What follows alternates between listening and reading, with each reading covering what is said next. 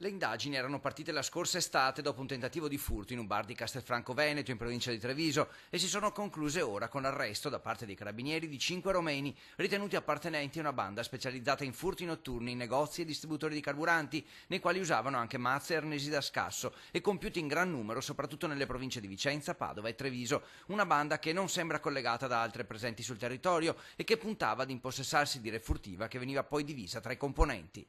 Loro sostanzialmente effettuavano e portavano a compimento i furti per un guadagno personale.